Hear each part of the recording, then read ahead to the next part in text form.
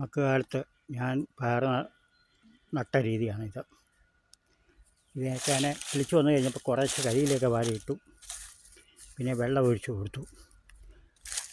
കിളിച്ചെല്ലാം ഒരു പരുവായി കഴിഞ്ഞപ്പോൾ ഇതുപോലെ കരിയിലൊക്കെ വാരിയിട്ടു. അപ്പോൾ ദിവസം ഒന്ന് രണ്ടിട വിട്ടൊക്കെ വന്ന് വെള്ളം ഒഴിക്കും.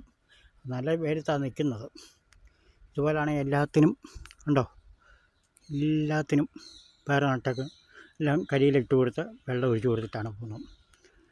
ദൈവം സഹായിച്ച് കിട്ടി, ഇല്ലെങ്കിൽ ഇല്ല. ഇതുപോലെയാണ് ഞാൻ ചെയ്യുന്നത്. ഇതുപോലെ എല്ലാവർക്കും ചെയ്യാം. ഉണക്ക സമയത്ത് വാടാത്ത രീതിയിൽ എല്ലാവരും ചെയ്യാം.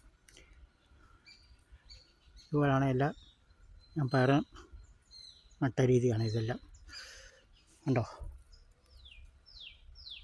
എല്ലാം ഒരു 10-60 കൂടെ പയറുണ്ട്. നട്ടേക്ക് വേണം.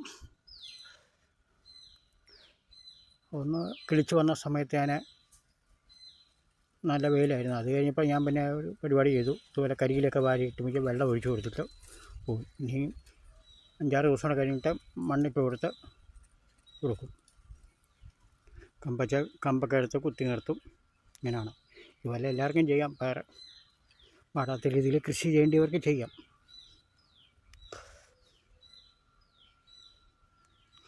ഇങ്ങനെ കൃഷി ചെയ്ത് കഴിഞ്ഞാൽ നമുക്ക് വിഷമില്ലാത്ത പച്ചക്കറി കൂട്ടാം. ഞാൻ വഴുതനയൊക്കെ നട്ടിട്ടുണ്ട്. ഇപ്പം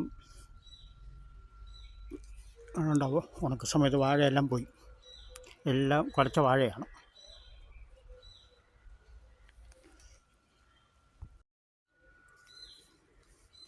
ഇതുപോലെ എല്ലാവർക്കും ചെയ്യാം. നല്ല തണുപ്പുണ്ട്, നനവുണ്ട്. ഇങ്ങനെ ഒഴിച്ചു വെച്ച് കഴിഞ്ഞാൽ പിന്നെ നമുക്ക് 2 ദിവസം കഴിഞ്ഞിട്ട് പിന്നെ വെള്ളം കോരിയാൽ മതി. യാതൊരു കുഴപ്പവും ഉണ്ടാകത്തില്ല.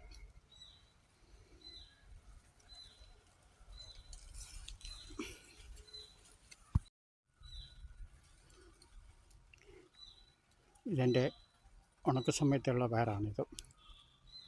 ദിവസം വന്ന് വെള്ളം കോരി റെഡിയായിക്കൊണ്ടിരിക്കുന്നു.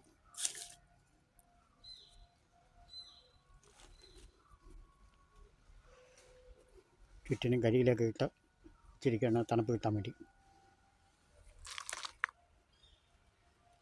60 മൂടുണ്ട്.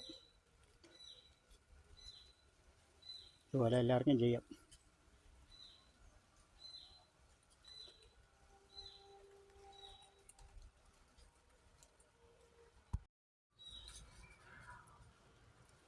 ഉണക്ക സമയത്തുള്ള എൻ്റെ വാഴയാണ് നിൽക്കുന്നത് മൊത്തം. എല്ലാം കുരച്ചതാണ്. എല്ലാം ഏത് സമയത്തും താഴെ പോകത്തക്ക രീതിയിൽ നിൽക്കുകയാണ്. എല്ലാ ദിവസം വന്ന് ചവിട്ടി വെള്ളം കോരി ഒഴിച്ചു കൊടുക്കുന്നുണ്ട്. അതുകൊണ്ടൊന്നും പ്രയോജനമൊന്നുമില്ല. എല്ലാം കുരച്ച വാഴയാണ്. 60 മൂടുണ്ട്.